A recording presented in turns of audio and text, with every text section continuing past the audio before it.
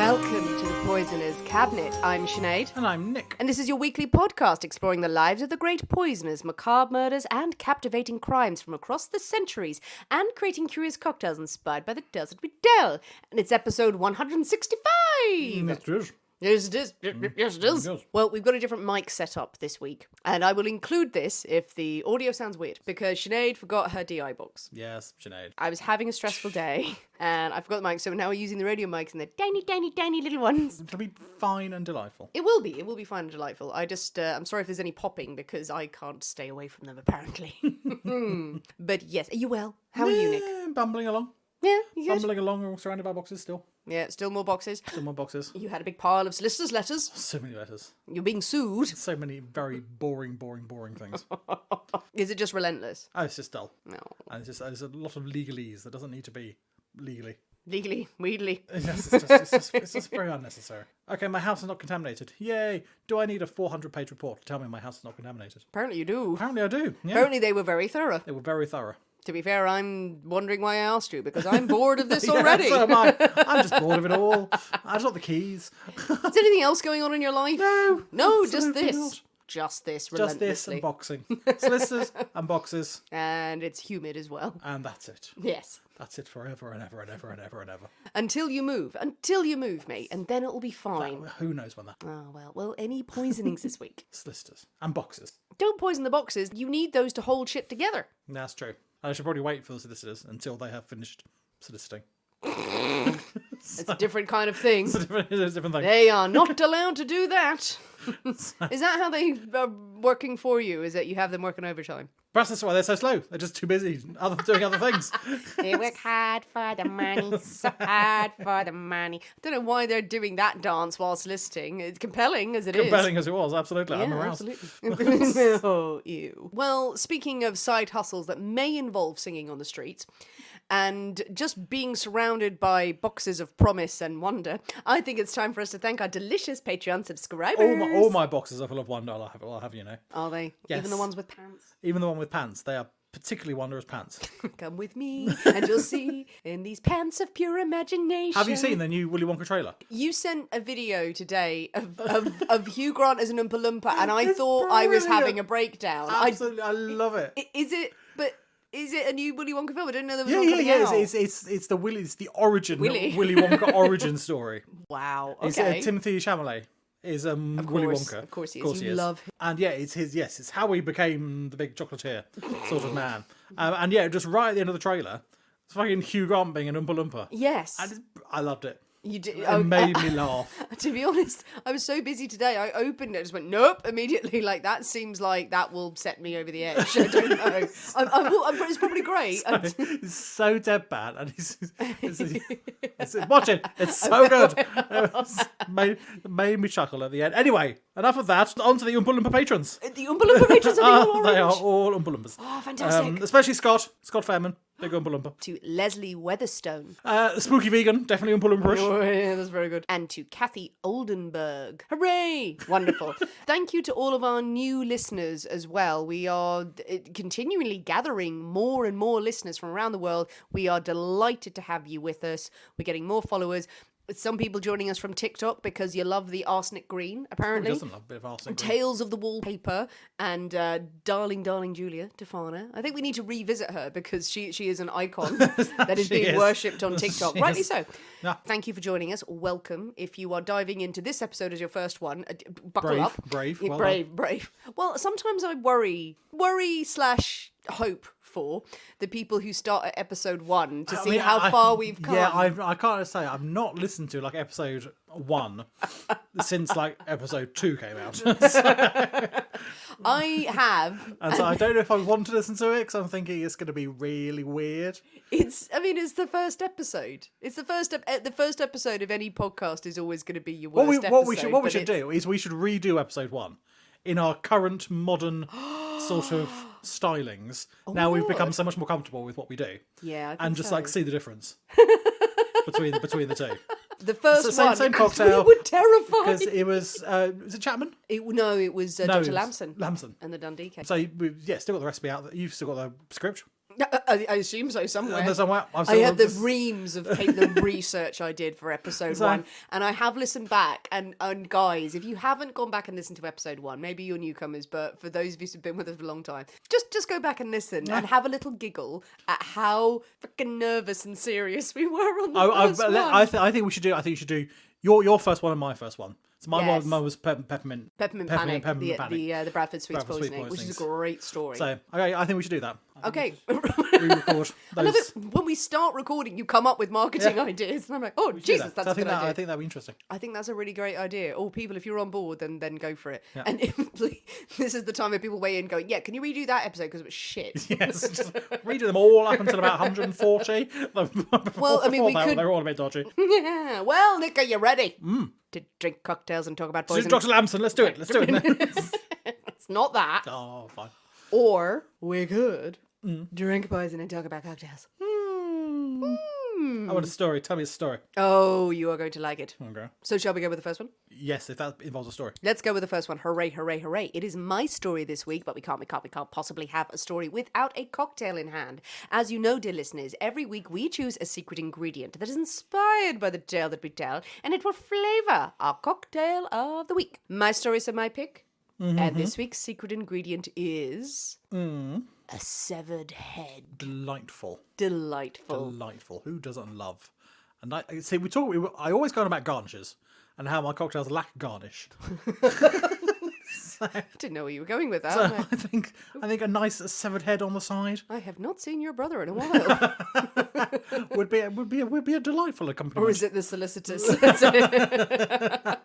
Oh, nice. Okay. I could learn how to shrink them. Oh, shrunken heads. Yeah, I could learn how to shrink heads. Oh no, that's awful. Don't do that. Don't do that. Okay. Are they real? Like stuff with sand, hot sand, and sort of shrinks it down. And Wait, so you already know? So, yes. I should learn. Clearly, you've been practicing up there. God knows what's in your attic. Okay, so yes, a severed head. Now, a few people have weighed in on Instagram, finding a picture that I could put out on social media that would not be banned. That's a very fair point. Yeah. It is, because I was thinking of doing, shall I do some, paintings and mythology and everything, but then I found one. Of course, Tim, our darling friend Tim, the historian, weighed in, knowing exactly who it was in the picture. I'm like, oh, actually, to be fair, I wasn't sure. But, yes. But lots of ideas and people going, but with a severed head as the ingredient. What have you come up with, Nick? Well. Yes. Yeah. So. Okay. Yes. Am I going to be annoyed? I wouldn't have thought so. We're having a guillotine. You're going to be very happy with this week's episode. I thought it's potential that a guillotine maybe involved someone. I thought you might go down this road. I have no idea what's in a guillotine, but I just was thinking, I might go for a guillotine. It's perfect. Marvellous. It is perfect. It's perfectly appropriate, and I'm excited, actually. Classic beheading territory. Yes. French-ish. French-ish. You'll learn. Okay. You will learn. Okay. If nothing in this episode, you will learn the bloody history of the guillotine, which is not intrinsic to the story, but it's fun. But it's fun. Yes. Everyone loves some fun history. Well, I think it is high time for us to raise our torches, revolution-like, and march into the poisonous cabinet kitchen. Storm the kitchen. We should Hey! Oh, that's better. I'm going to do that again. No, it's my idea. It's my joke. You can say it. No, Based on Nick's joke just now, I think it is high time for us to storm into the poisonous cabinet kitchen and shake up a storm. So we'll see you in a minute. We'll see you in a minute.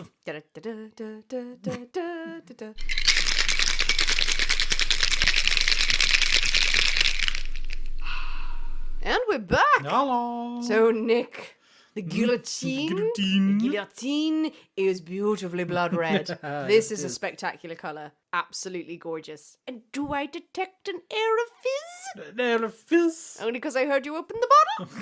That would be it. That would be it? Yeah. Oh, I like the look of it. Delightfully French. The red, what would you do to get this red? Fizz and red. Could it be Campari? Could it be some sort of food colouring? Food colouring, mainly food colouring. Could it be the blood of the innocent? Yes. Or the blood of our enemies? Could be. Blood of the citizens.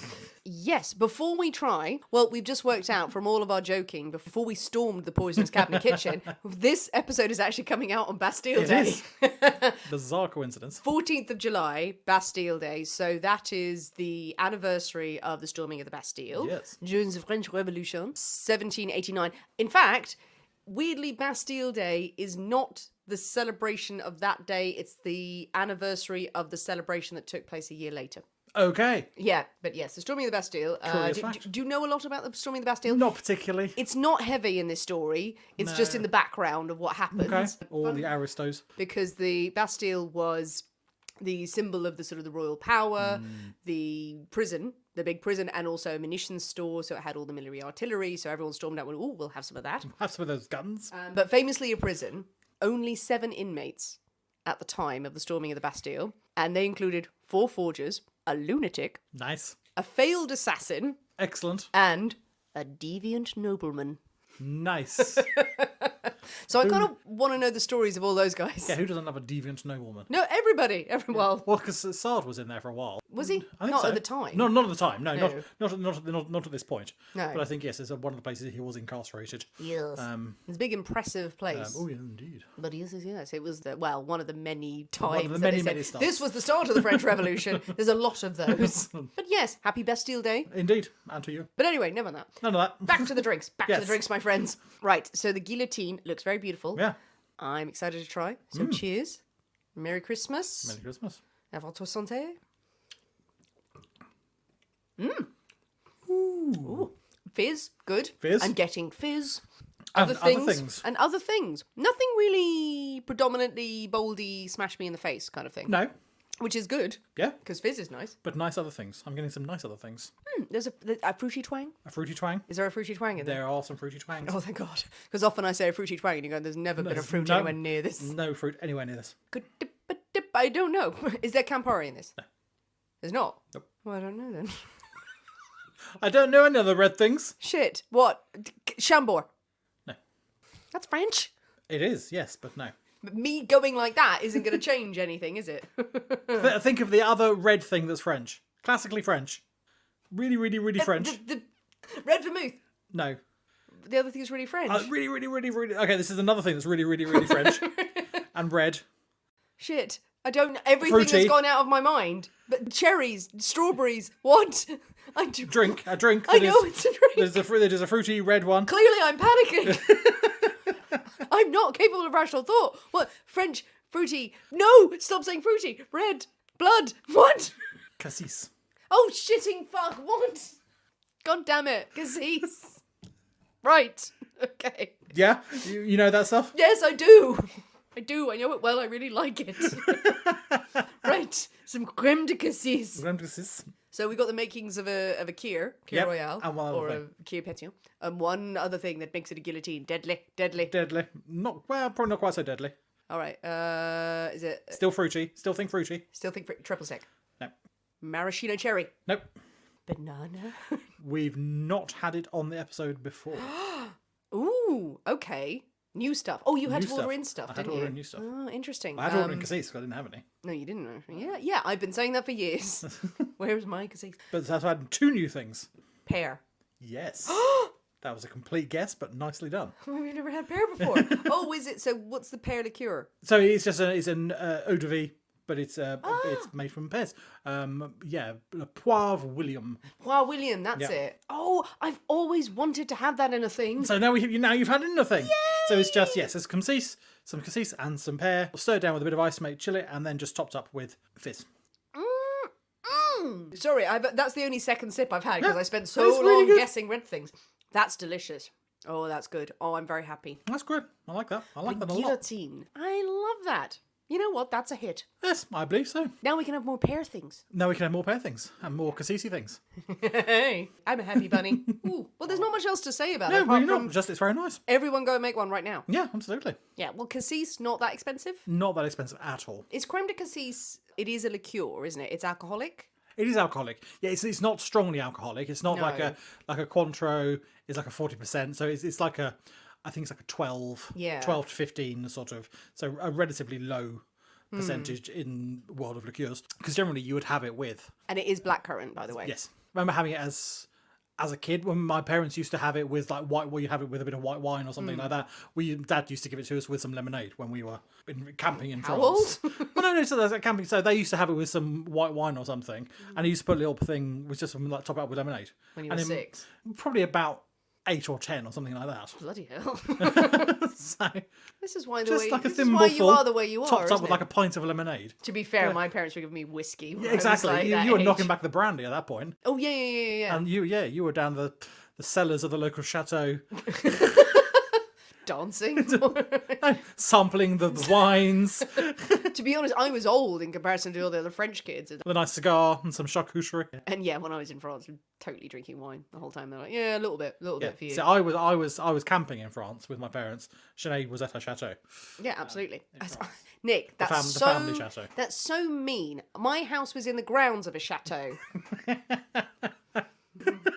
Across the lake. Across the lake from Yes. We had a separate house for our diamonds, where we kept all the cassis.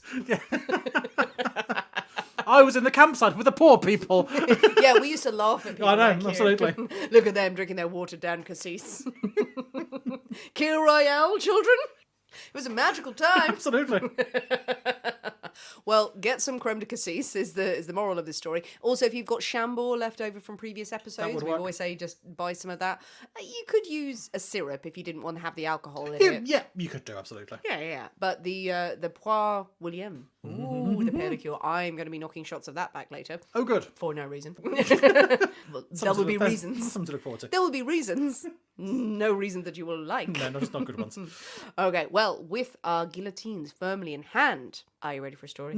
So, with our guillotines in hand, you may get a hint or have had ideas of where we might be going this I'm week. sensing it may be a slightly French direction. Is it? Do you think it might be French? Might be French, Well, I tell you right now, Nick, you'd be right. Ah, marvellous. Yes. So you might be thinking, okay, severed heads, guillotine, which I was happy with. Oh, there may be some crime, some cases, some people that might spring to mind. There are many crimes involving guillotines. Yes. All of which would be worth their own episode. But let's start with a crime, as is our wont. A little story. Now, this story is going to sound fanciful, but it is dramatic, and it's going to lead us to the meat of the matter of this week's episode. Okay. So, we are in France in 1662. We're going to meet a soldier named Charles. Now, Charles has been wounded in his duties, and he's in Dieppe. And he has been taken in by a peasant family. He needs some shelter. He's been taken in by them and they're tending to him. And he's struck by the beautiful daughter of the household, Marguerite. She's so beautiful. Oh, she's so lovely. He falls for her. Oh. And Charles is set on winning her heart. But while he is staying in this area, he hears from a cousin of the family who's also smitten with Marguerite. The cousin is a man. Okay, yes. And is smitten with Marguerite, but Marguerite does not return their affections. So Charles is like, well, hey, but the cousin he hears goes, I don't know, that's fine. I've got a sleeping draft. Right. I'm going to give Marguerite and basically have my way with her. That's good. Gross. Pretty gross. that's Now, good. Charles does not like this idea one bit. I'm glad. One bit. So he waits until he sees the cousin approaching the house. And he storms in there. Marguerite has been drugged, but the man has not had his way with her. And Charles fights him off, challenges to a duel, pushes him. He's got an accomplice with him, gets him out of the house. Yay, he's the most noble man in the world. It's not going to. No, it's not. Sees her Yeah. unconscious. Yeah. So beautiful. He would later write, allegedly, so beautiful, so absolutely beautiful. And he was ashamed to admit he took full advantage of the situation. Yeah, so, that's less noble, I feel. Yeah. If the transcripts of what he writes are to be believed, but yes, racked with guilt. He couldn't resist himself. Oh my goodness. Oh, he was powerless to resist. Self-control whatsoever. Assaulting a woman while she sleeps. So we started dark. Don't worry, it gets better. Ish. Yeah. Okay. Right. Yeah. Charles escapes away the next morning, goes away late. Yes, he's to meet the cousin for a duel. When he gets there, the father of Marguerite is waiting. Authorities, the cousin's like, no, he totally did it. He totally drugged her. And it's like, well, he's absolutely right. But Charles is going to run away, but he must see Marguerite one last time. Over the course of the day, he goes back to the house to say goodbye to Marguerite. And as he would have it, as he wrote, he goes in and he sees Marguerite strapped to some sort of rack. Her father has forced her feet into torture boots. Oh, fun. Now we remember what torture boots are? Spiky. Well, they're boots that you put your feet into. As one does with boots. Starts off very well. Compressed. Yeah, Compressed, jolly. compressed. Now, how far this compression has gone, we don't know, but she allegedly is being tortured. Her father is beating her with an iron rod, screaming, confess, confess, accusing her of all sorts of harlotry. Charles goes, no, no, no, I will marry her. I love Marguerite. I'm madly in love with her. Apparently Marguerite says, I'm madly in love with him too. Really? Really? Does she? Well, He's going to get me out those boots. I'm he's saying going to anything get you her out like. of the boots. She's like, absolutely, fine. He says, I will marry her. I will make an honest woman of her. Please don't torture her. Clearly has love and affection for this woman. But the father turns around and deals him a devastating blow. Yes, you will marry my daughter. And you are going to take on my profession as a result. You are going to become an executioner. Oh. So why? Ah, I shall explain. Is it a profession passed down through the daughter? It is a profession passed down through generations. Yeah, yes. This seals both their fates. She's married to her rapist. She doesn't really get a say in the matter. Oh, God, no. But Charles, his fate is sealed, and his family's fate is sealed for generations. Because becoming an executioner means shame and dishonour not only on him, but every son, and his son's sons, and his son's sons, and his son's uncles, brothers, and other sons. Because we are dealing with the Sanson family. Yes, today's story is all about executioners. And the most famous executioner family, apart from one British one, possibly, Maybe one. the Sanson family, 6 generations of executioners in France, the killers of criminals. And their story is so interesting that I thought, okay, crime adjacent, executioner. Definitely crime related. Crime related, but that little bit of folklore there was like, oh great, their family started with a crime. Okay, Nice, fair let's go enough. with that. Now, whether that's to be believed or not, or whether that is I'm sure there's some artistic license in the history there. yes, everyone. Well, the generations of families would write memoirs over the centuries, grandsons, great grandsons, and everything, and tell the story, and very much been glossed over. Got elaborated and things over the time. Elaborated. I don't know why they would tell that story. By the way, It's quite a gruesome start to the family profession, isn't it? Sort yeah, of, grandfather was a rapist. Yeah, but I can't imagine they led with that. Oh, they did. So, Luckily, executioners weirdly did keep journals. Now, there are a couple of very famous examples, one of which I was going to do this story on and then read about the Sanson and go, oh no, I've got to start with them. There's another very famous execution that I may come back to, which is very well documented. Within the story, there are also many, many other options for stories. So I encourage listeners, if you hear anything that you go, no, I want an episode on that, jump in, because these executioners will cross paths with all manner of people. So first up, executioner. Glamorous job, Nick? glamorous, probably not the word for it. I think. What would you see as an executioner in the 1600s, 1700s? This is the kind of era we're dealing with. Yeah, I would imagine it's probably not a particularly popular job, not a particularly popular career choice. I imagine it's probably fairly well paid.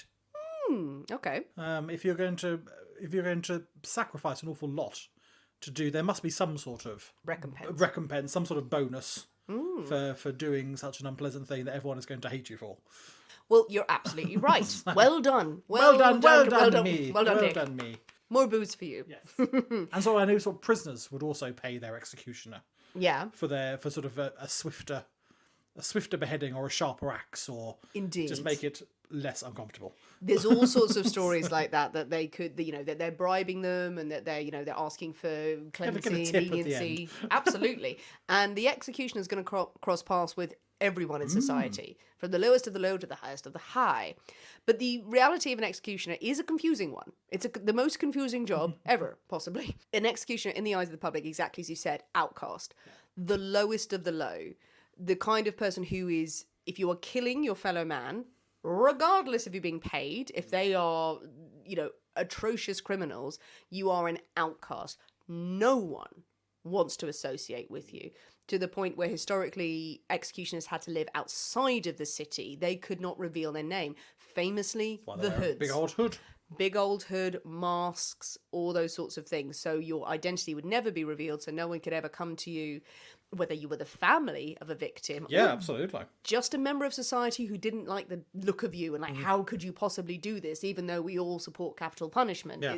It's crazy. You can imagine, someone gets executed and the son is out for revenge or something like that to avenge their father's death. So you can imagine, you need to be anonymous, otherwise you can have all sorts of people day and night trying to do you win? And I'm sure probably too big a debate to get into right now, but people must have thought the same thing as we would now. How could you possibly do it? What goes through your mind to be able to do that again and again and again? Because there's not a lot of executioners. They have assistants, but you've usually got one executioner for an entire city, an entire district, entire area who is doing the job, because it's a thankless job. As we said before, you said about a job being passed on through generations. That's how executioners worked back then. If you were an executioner, your family kind of had to pick up the axe. Quite literally. Literally, yeah. The axe, the sword, whatever's your poison. Yeah. It would stay in the family. The family's name is Mud. The family's name is Mud, but well paid. So you're shunned by society, living in secret, not allowed to go to the social events, not even allowed to go to church in some places. Your sons, your brothers, any male would carry the profession, and the family name is tarnished. You are not really allowed to be a citizen in France. You are not allowed to be a member of society. You are not allowed to... Certain land ownership is banned from you. You know, you can only marry certain people. Who's going to want to marry into the family? How do you continue the family line? It's pretty shitty. But it's a necessary evil. Someone's got to do it. Capital punishment, all the rage. Yeah. All the rage. No one's saying don't kill people. So it's a position, as you said, is very well paid. Executioners had huge salaries. Really big salaries. So there's some in the 1600s, even back to the 1500s, who would earn the same amount as lawyers at the time. Lawyers famously rich, as well, you know. Quite wealthy. You're paying them right now. Yeah. They just could enjoy themselves with all their wealth. So they had good big old houses. Big old houses, nice old feast. And certain people who And were no friends. Yeah, well, you get married, and so like, oh, you know, I'll have some of that finery, but you just can't really enjoy it that much. Great author Joel Harrington, who wrote a book called The Faithful Executioner about Franz Schmidt, who is someone we should probably do another episode on as well. I was going to do the episode on him, and I was like, oh no. I talked about executions at the time, in this sort of time period, so between the 1500s and 1700s. It's showing society that shit was getting done by the authorities. We've talked before about law enforcement being kind of, can you guys deal with it, people on the streets, and then we'll punish them later. It's very much... the punishment is their way of showing something's happening, so that's why... And also a deterrent as well, I feel. To make it as brutal as possible to try and... Don't do this, because we're shit investigating and stopping it, but if it does happen, then this is what's going to happen to you. Exactly. It's sort of a deterrent to say, yes, we will absolutely mess you up. Deterrent, but also a show to the public. Oh, for sure. It is those two things together. But it's more of a display, like, we can do stuff. This deterrent, whether it stopped people committing crimes or not, was debatable. It was more to show, no, we do have a function. It's ridiculous, really. It's kind of a vicious cycle of like, all right, well, is anyone not committing crimes? No, but when we catch them, we'll give them hell. People are still committing crimes. Prison wasn't seen as punishment. Prison was a holding cell to your punishment. So being locked up for years and years and years while they decided what to do with you was not seen as a punishment. No, absolutely. No rehabilitation. None of that. No one cares about that. No. How do we get you to death or transportation? Yeah. Well, at that point, if you're evil, you're evil. There is no saving. There's no coming back from that. And that's the debate as well about capital punishment, and a lot of executioners had when they were wrestling with the moral dilemma of it, are going, are we helping people to their salvation? Are we helping people to the Lord? The greater good of them being saved, because we can't save them on earth. A lot of executioners clung to that idea. Yeah, well, absolutely. While being paid to kill people. Make an example of someone, as I said, is a two-edged sword, literally. The executions were historically brutal, but there were repeated and ongoing calls from executioners and campaigners to make them more humane in the interests of the crowd. So you got entertainment, you're like, hey, execution, but if the person suffers for too long... then the crowd's going to turn on you. The crowd's going to feel pity. Yeah. Pity for the person. Oh, no, that's not nice. No. The idea of someone being hanged and burned to death and pincered, it's like, sounds fun at the time, but then after 15 minutes... Yeah. There's only so much screaming that one can take, I feel. Exactly. It's not the point of execution is to get some pity. But before the snack stales go really downhill. So... everyone's going, this is getting upsetting. Yeah, absolutely. And this is the golden age, as it were, of execution and... creative methods. There's no long drop. Oh, no, absolutely. There's... At this time, when the Sanson family start becoming executioners, it's everything flies. everything that you could possibly do to a human being. Oh, do that. Yeah, Oh, do that. That looks It'll fun. be fun. Most of the executioners had been people with shady pasts. So there were people who were brutes, the kind of people who were like, oh, I don't give a shit about mixing with society, get some money. But there were others who were respectable, good families, good education. And the blow to them would always be greater. Many executioners spent their lives around all of the executions they were performing, begging and pleading for honour to be restored to their family, so they could clear their name for future generations. Back to the Sanson family. So the Sanson family are legendary as executioners because of the number of them, the generations that performed executions and all the people they killed. Because there's some famous ones in there. But how did it all start? Well, upper middle class family. Good family from France, the Abbeville region. I'm going to state right now, 90% of people in this story are called Charles. They have middle names that is helpful. Okay. But just drink through it. Yeah, no, so just go, Charles. Trust me, most of this was me trying to pick apart the bits of the timeline. Which Charles was Charles?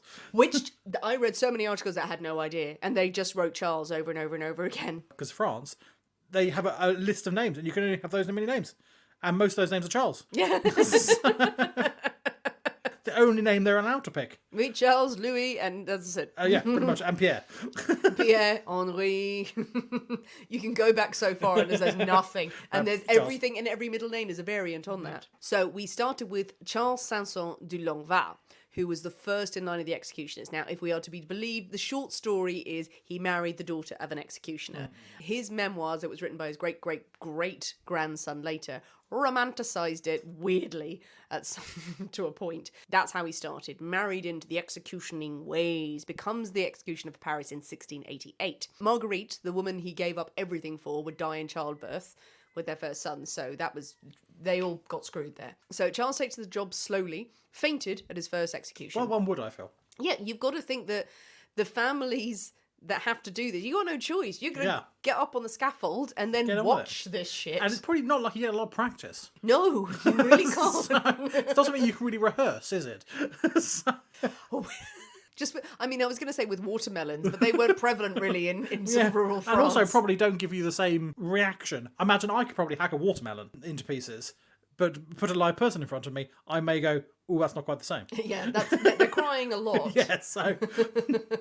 So when we've got executioners, before they rise to the official rank of executioner, they have assistants or they're helping the others, and then they become the official executioner. He was the official executioner over a well-known noblewoman named Angélique Nicole Carlier-Tiquet.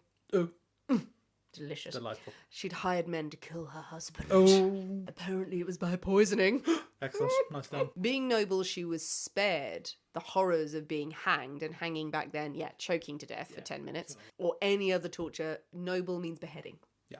Quick blow with a sword, done. If you're good with your aim. Yeah.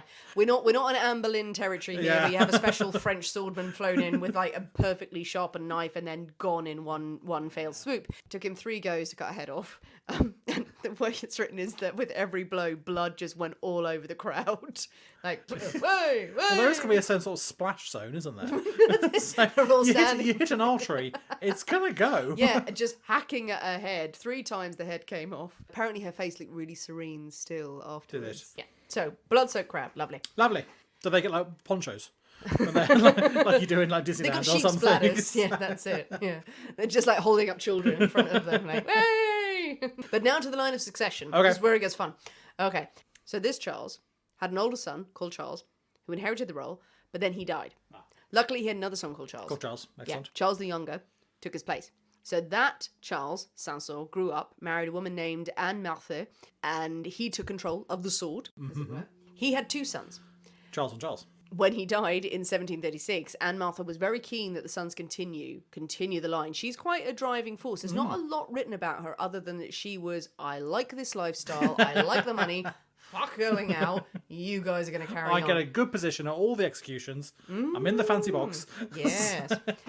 Now, those sons were Charles Jean-Baptiste and Nicholas Charles Gabriel. There's just a Charles in everything. Charles. But Nicholas as well. Yeah. You got Gabriel in there as well. They're both just children at the time of their father's death, but the execution work is carried out by... Sorry? Tiny swords. Tiny swords.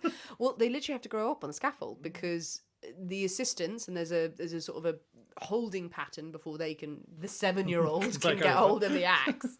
They help the assistants. They grow up just like being splattered with blood. One of them on the other one's shoulders, and they got a big coat.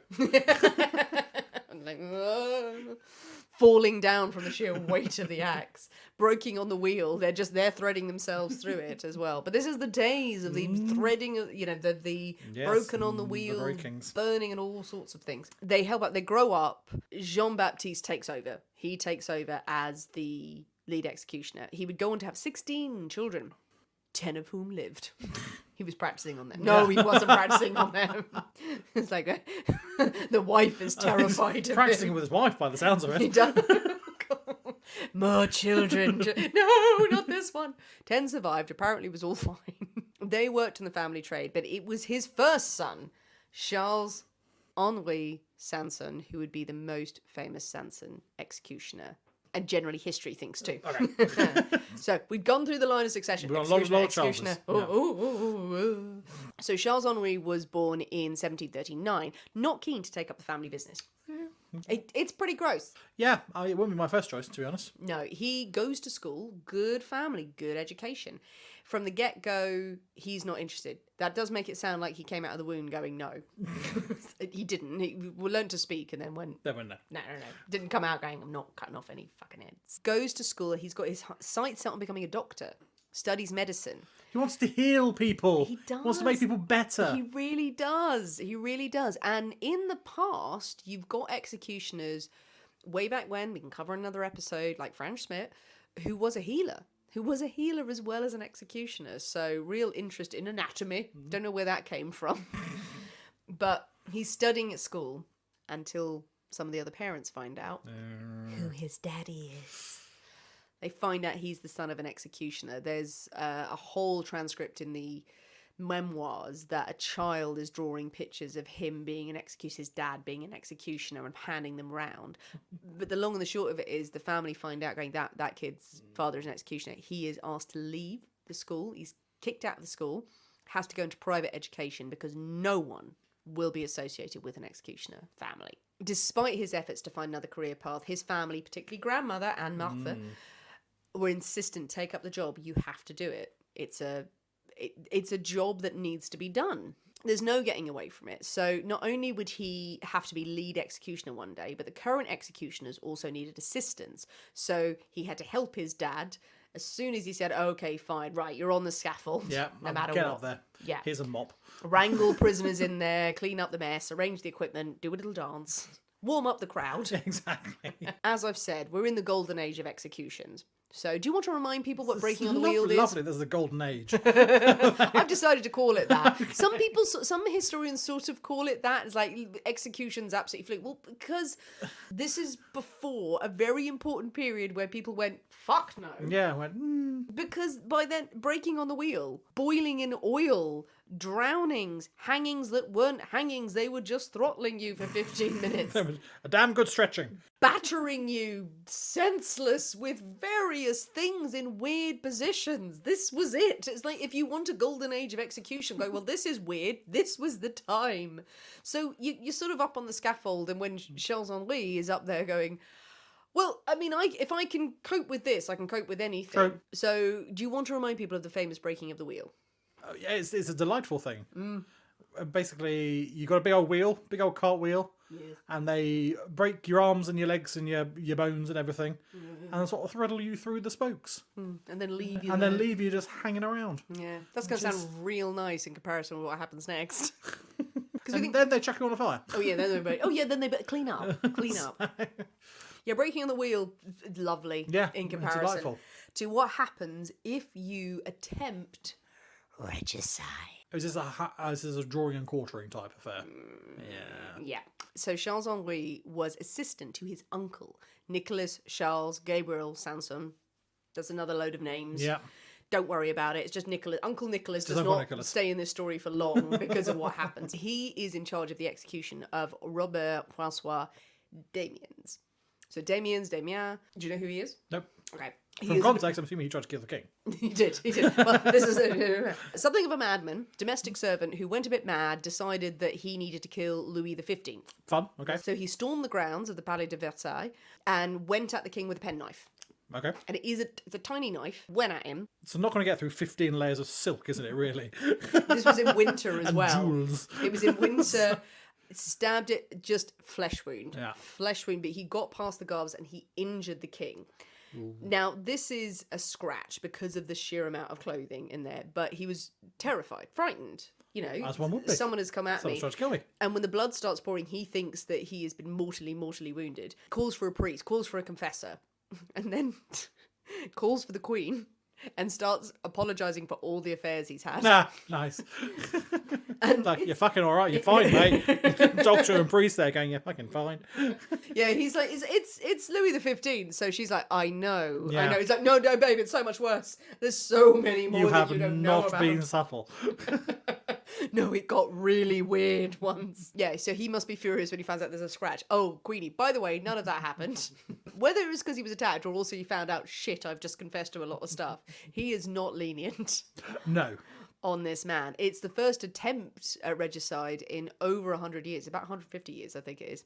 Throws the book at him. I believe the shit I got involved with my wife. He didn't even try to evade capture. He is routinely tortured by the Sanson family to reveal his co-conspirators. Gives no names. So then it's on the 28th of March, 1757, that he is brought to the Palais de Grève to be drawn and quartered. Nice. So we start off with a standard pinching of the flesh with hot pincers. Standard pinching. Pinching.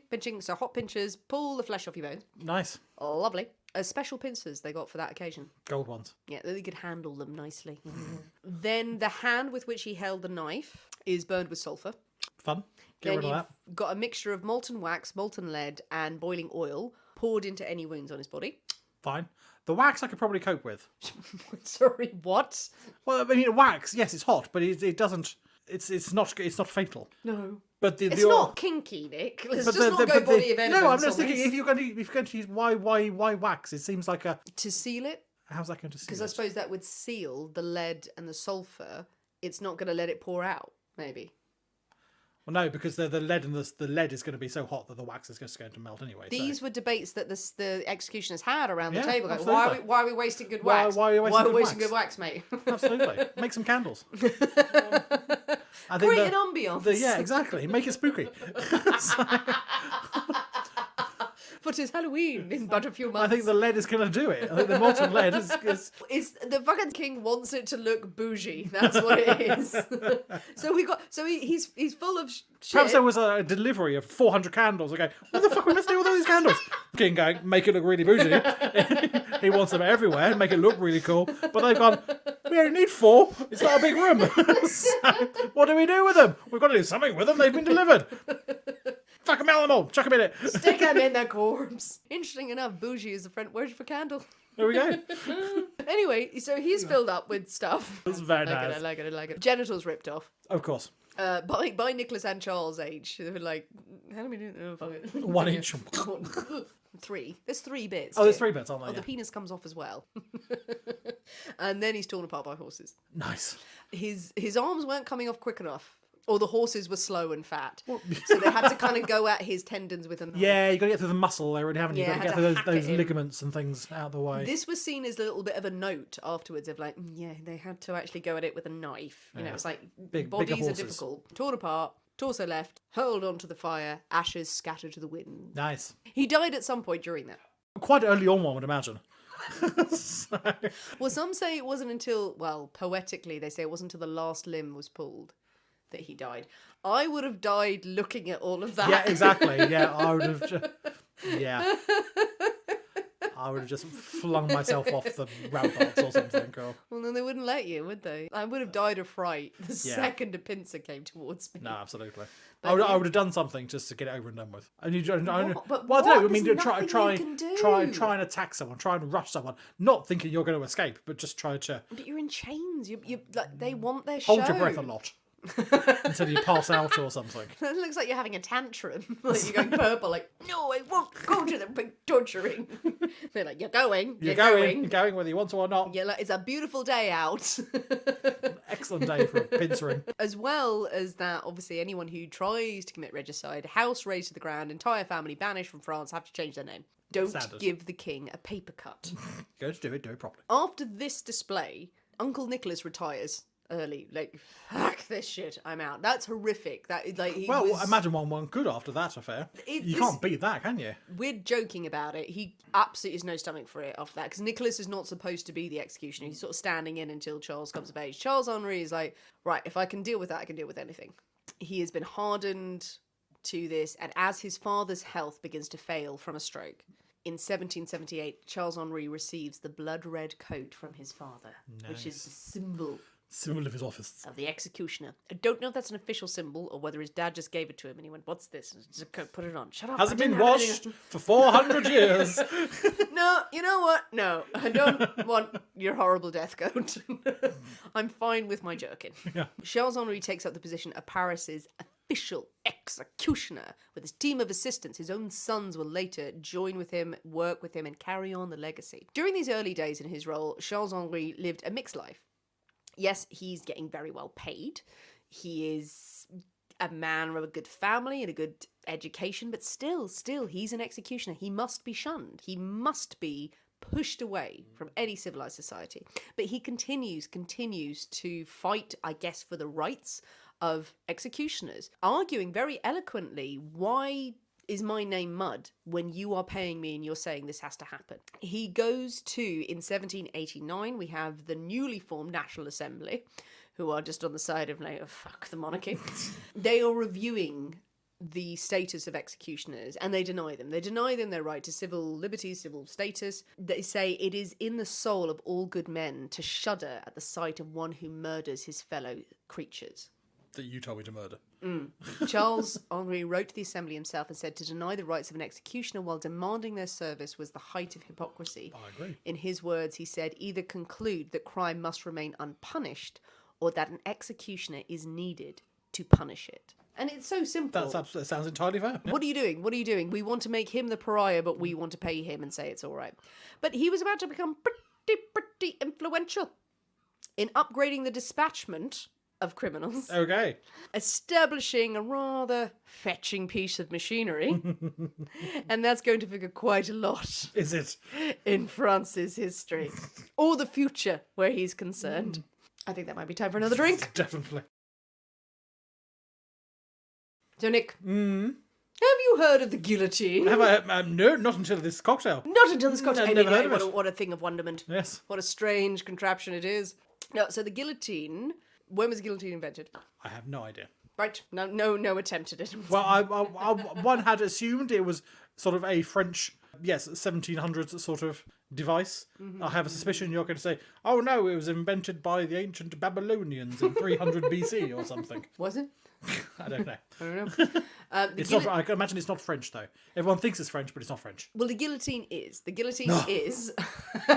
wasn't. Lies. No, well, the guillotine is, but it's a version of things that have existed for a long time. I'm sure there's always been head chopping off devices. Well, the Probably Halifax gibbet. Chinese-y thing.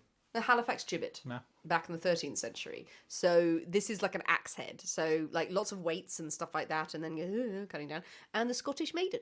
In Scotland, used for a very long time. And these contraptions were the basis for the guillotine. So by the 1780s in France, Charles Henri, amongst many other people, are calling for better equipment. From his perspective, he's like, okay, there are a lot of people who need executing. Yeah, it's exhausting. It's a lot. And also there's a revolution. I need better equipment, faster, more humane is just better for my team, better for audiences. Also, I've got to pay for all the equipment I use right now. And I'm going to pay for my assistants. And I'm going to pay for maintaining them. This is a lot of admin. And I'm very tired. But there are also campaigners who are very strongly against the death penalty and are at least trying to say, look, if you're going to have the death penalty, can it not just be fire and sulfur and wax, all of the wax? Can we please get rid of that? They are saying just have something faster and more efficient and more humane than what you've been doing. Evidence. Fair. So, the name guillotine comes from Joseph Ignace Guillotine. Not the inventor, was a campaigner against capital punishment. He was totally against capital punishment, in so many words. Debated with Louis XVI and said, if you're going to do this, can we come up with something better? Let's do it nicely. Let's do it nicely. Anything is better than all of this. It was Surgeon Antoine Louis. The original name for the guillotine was Louet, an engineer named Tobias Schmidt. No relation to the earlier executioner. Tobias Schmidt was an engineer who made musical instruments. Nice. He was a good friend of Charles Henri. They are the ones who build the prototype of the guillotine in consultation with Louis XVI and Charles Henri. So they're all talking about what can be done. Let's look at the Halifax gibbet. Let's look at the Scottish maiden, and let's build something that is appropriate and quick. And it's Louis XVI himself who says it needs to be a straight angled blade rather than a curved blade like an axe. He chooses the blade of the guillotine.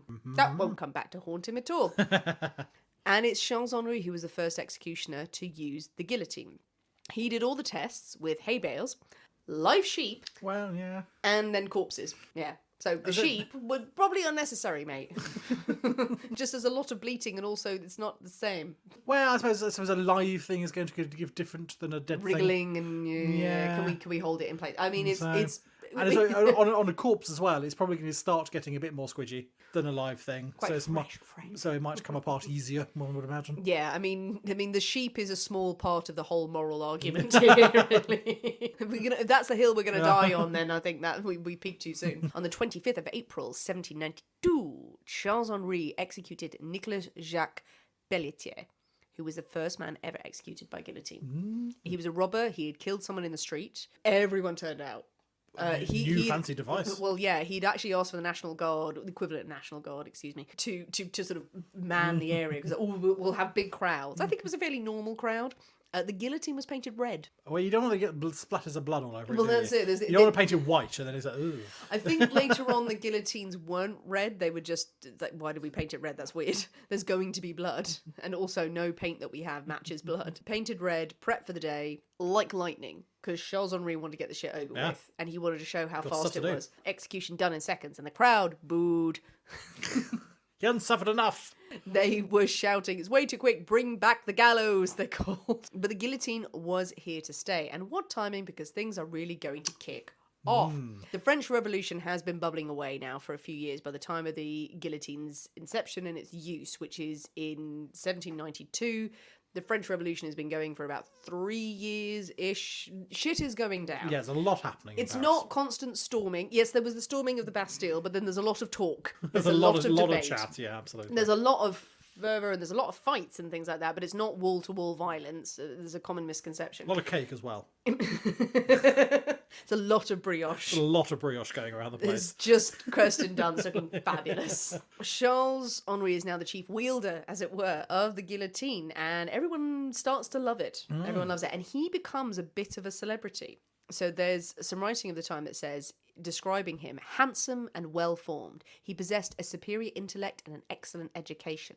He was extremely elegant in his habits and attracted so much attention by the richness of his dress that a somewhat arbitrary measure was taken, which forbade him to wear blue because it was the colour of noblemen. His manner of protesting consisted in adopting still more gorgeous costumes of green cloth. He even made the colour fashionable, and the beaux of the court copied the cut and the colour of his garments and wore the coats à la Sanson. So yeah, he was a trendsetter. Yeah, absolutely. Everyone was wearing his coats. Fashion icon. Absolutely gorgeous. Not allowed in court. Don't fucking come near me. The flip side of this, another brilliant story from Charles Henri, from his from his memoirs. One night he was dining at an inn, a respectable inn, lovely place, has a conversation with a marquess. Putting the world to rights, very respectable, very nice. She's talking to him, respectable people, nothing untoward at all. Told her he was an officer of the Parliament. Very pleasant. As he goes to leave, another patron calls to the woman saying, do you know who that man is? And she says, well, he's an officer of Paris. And he goes, oh, yes, an officer, the executioner of Paris, just come from supervising another execution. At these words, apparently, the Marquess nearly fainted, becoming speechless, and in her confusion shed tears, and in remembering that she had shook hands with him, asked for a basin of water to wash her hands. Get over yourself, love.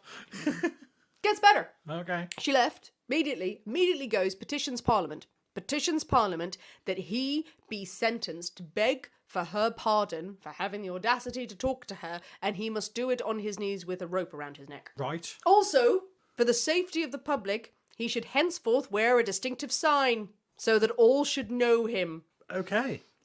Yeah. Just for speaking to her, demands such audacity. Parliament that he come to her with a rope around his neck, pleading this, and also has to wear a big sign saying, I'm an executioner. That went to court. That went to court, and he was acquitted. Mad. Crazy lady. Allegedly, that happened. I should say. I can well believe that it did. Yeah, I can well believe that a Marquess would just go, me, I've been dishonoured. Now, whether it's being a fashion icon or being a pariah, Charles Henri is busy as ever. He was entitled also to keep any of the possessions of the dead. Nice. Who came up on the scaffold. So go through the pockets. Nice few perks. Yeah, the hair that he cut off because of the guillotine and everything. Sell that. Clothes had to go to the poor. Boo. But soon his fame would exceed all expectations when he was called up to the ultimate role, the execution of Louis XVI. Yeah, that'll make you famous. Yeah, was not expecting that. I can't imagine he was, no. That must be quite an unexpected letter to receive. So apparently he was a royalist. He was a supporter, but he's the executioner. It doesn't matter which side you land on. You've got to do your job. Do what you're told. And basically the state, the country, has said, kill the king. Okay. Right.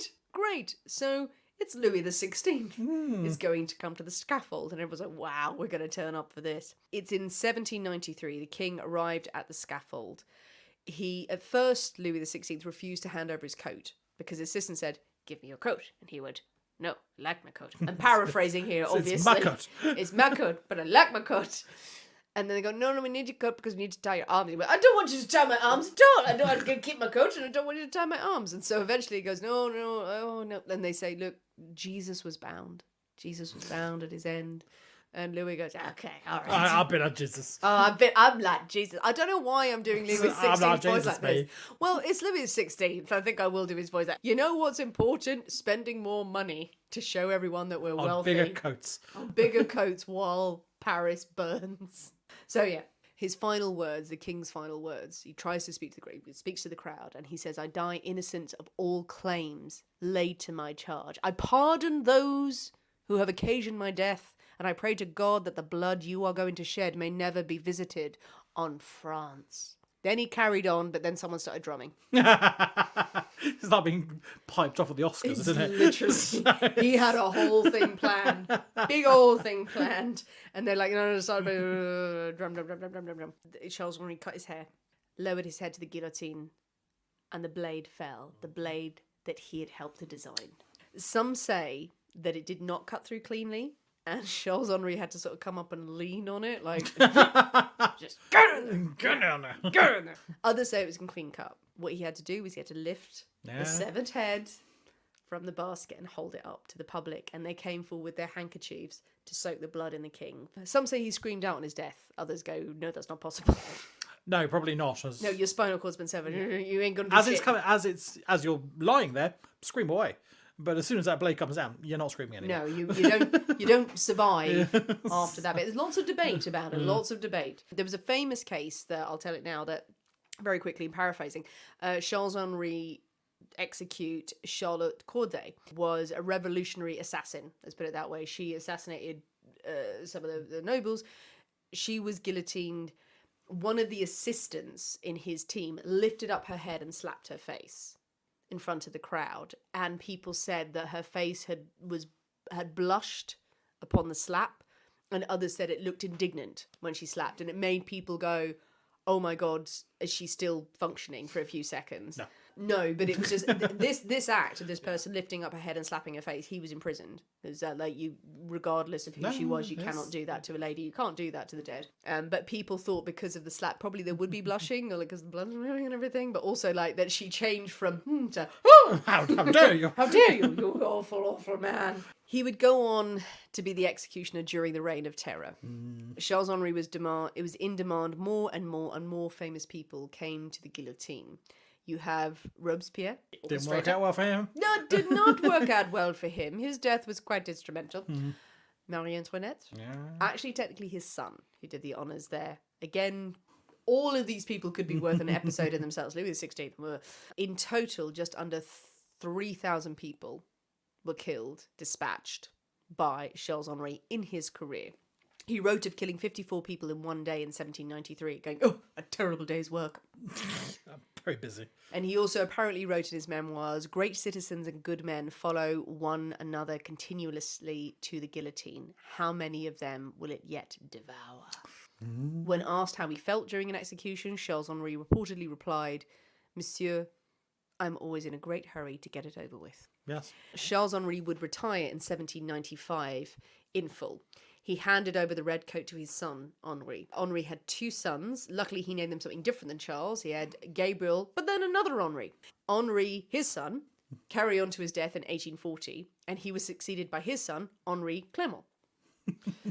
He would be the last of the Sansons to serve as executioner. Allegedly, this last Henri was terrible at his job. Terrible, had no stomach for it, not prepped, had come out of just simple guillotining execution, like, oh my God, you've not seen anyone broken on the wheel. Became so debt-ridden that he pawned the family guillotine, is the only way to describe it. His father's guillotine. Passed down through the generations. Passed down, either all of it or bits of it. And he was then fired by misusing municipal property. The state were like, no, You can't do that. give it back. They bought it back and then fired him. Like, fuck off. But that ended the Sanson line. A last funny little epitaph to the story. And back to our secret ingredient. Okay. Originally, Charles Henri had an older son, Gabriel, who was supposed to inherit the red coat. He was supposed to succeed him as executioner, and he did for a time. But he died, tragically, on the scaffold. While holding up a severed head, he slipped on the blood and fell off the scaffold. Oh, God. And he died from his injuries. Severed heads, don't play with them. No, absolutely. It's like, I slipped and fell into the guillotine. Oh no. But I fell off the scaffold. His Onto penis a was spike. cut off. Like, oh no, I was totally testing it. These executioners were stuck with their jobs, forced to administer and endure countless acts of violence. It led to many of them spiraling into depression, drink, misery, debt. We may say, oh, boo-hoo, poor executioners. And to be honest, really, I'm not making a case for sympathy or condemnation either way. It's just a job that literally someone had to do. Yeah. And it is uniquely fascinating at that. So that is the story of a family of executioners. Very good. Sanson. Oh, I like it. Ta-da! Like some good old guillotining. Oh yeah, there we go. Nicely done. Nicely done. So there's a lot more executioner stories out there. But then I started reading these. I was like, oh no, this is lots. But then we have to do a Pierpoint one at some point. Yes. So Pierpoint, Albert Pierpoint, and the whole family. Fascinating. from a UK perspective. But also from in that, you've also got Louis XVI, if you wanted. You've got Marie Antoinette. You've got all of the murderers who were executed. Lots of bits. French Revolution, if anyone wants to hear about that. It's good fun. There's a lot of crime out there still to do. There's a lot of crime that we can cover, Nick, and I think we can do it. We can do all crime by the time we finished. Pretty much. Yes. Anyway, what do you think of executioners? I've never really given them a great deal of thought before. I imagine it's a fairly thankless job, really, is it? It's an interesting moral dilemma. Yeah. What do you do with an executioner? Like, would you be I mates with don't one? think. Well, Would you be mates with one? I mean, that's a horrible question to ask, but really, you probably would think it. yes, probably not. Because I think these days, if someone's an executioner, and there are people out there, not necessarily in the UK, but in certain countries in the world that have If capital they are in the punishment, UK, I have questions for them. Like, what the hell, mate? they must be out there. But one would imagine they have chosen that profession. It's not passed down through family lines anymore. Yes. Yeah, so very if true. you are an executioner in a modern sense, then one assumes, yes, that you have fallen into or opted into that profession. In which case, I think we probably wouldn't have a lot to talk about around the dinner table or in the pub of an evening. I think we may have different outlooks on life. But they're not going to talk about that, are they? Well, no, but I imagine one would imagine if you're an executioner, you have to be sort of fairly pro capital punishment. Yes. And have that sort of political leanings. Right. Okay. Which I is see where you're going not there. necessarily my political leanings. So I can't imagine I would be in conversation with someone of that who did that. I was picturing that you had met someone, they walked in going, you know what's great? Capital punishment. Anyway, here's some punch. Really want to talk about hangings. But I'm not an executioner, by the way. But I'm sure there are people out there who may well know someone who does such a thing. Bear's talking about Albert Pierpoint in the future because he was completely secret from all of his friends. None of his friends knew. No one knew. And they didn't talk about capital punishment. He just would not talk about it. He was a pub landlord. Very true. He did not. So I don't really know how it works in the modern sense. Discuss it. I don't. Well, you know, complete anonymity. I guess. Yeah, I mean, is that still the case? Is that back then you couldn't? You know, all you have to do is like my hood fell off. So my mind goes to the States, where certain states in the States have capital punishment and things like that. And let's be very clear, this happens across the world, so we're not singling out the USA as an example. As an example. But you think there are people there witnessing these things. They're not wearing hoods anymore. The people who press the button. Of that. They're not. So obviously then their identity is not secret. They are no longer anonymous. So people must know who these people are, and they must live normal lives as well.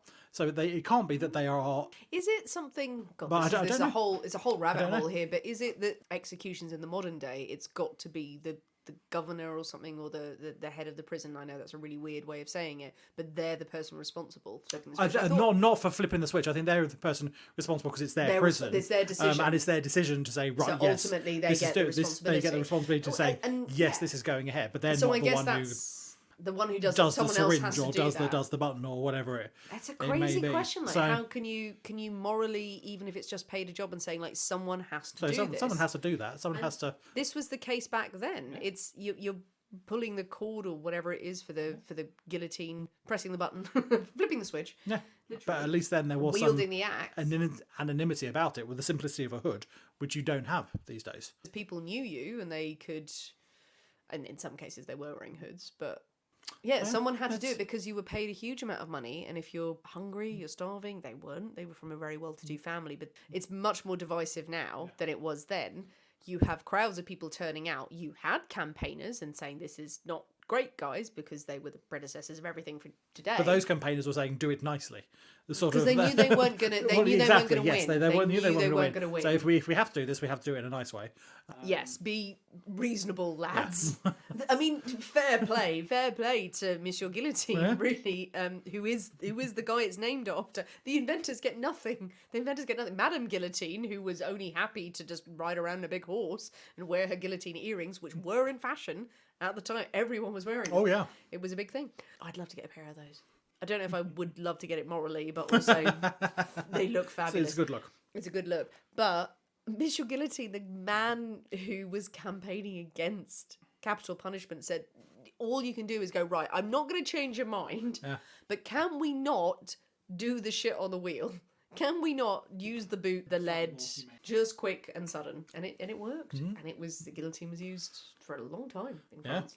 I think, was it in France? Is it the 50s or something like that? I think it was certainly after the war. That was when it was used. It wasn't until like the 70s and 80s. It was actually written out of law. It was still there if you need it. Regicide. No, like not that there's been a king. Well, since the last, since Napoleon III. Since the last one, yeah. Since Louis XVI, it really went downhill. Well, what do you think, people? Executioners, really interesting debate, an interesting subject, and there may be other stories you'd like us to cover. Whether they're about executioners or whether there are figures in this story you are hungry for more information on. I'm sure Tim would love to weigh in. Oh, absolutely. On some of the Louis.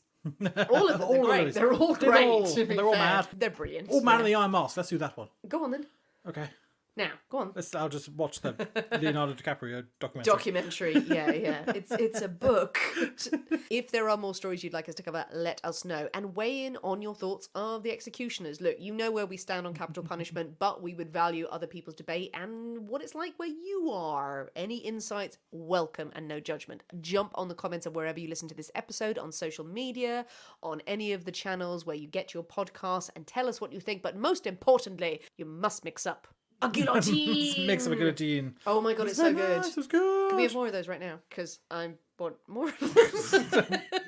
Can't ask for a better reason than that. Yeah, pretty much. I you know what? No debate whatsoever. More, go fetch. In a nice way. In a nice way. Give me a fucking drink. Pretty much. They're just really nice. They're really nice and they're simple. Anyone could make them. Absolutely. Mix them up if you can. Share pictures of any of the cocktails that you are making, any of the varieties, the ones that we create. Please share them on social media. Send them to us. We love to see what you are enjoying. If you haven't already, please come and join us on Patreon. And we're going to be recording some of our early episodes. Apparently, yeah. Again, because Nick's decided. Thoughts on that? Weigh in, people. We'd love to know what you think. Thanks for listening, guys. We have been the people inside the Poisoner's Cabinet. We will see you next week. And remember, your loved ones are trying to kill you. Bye.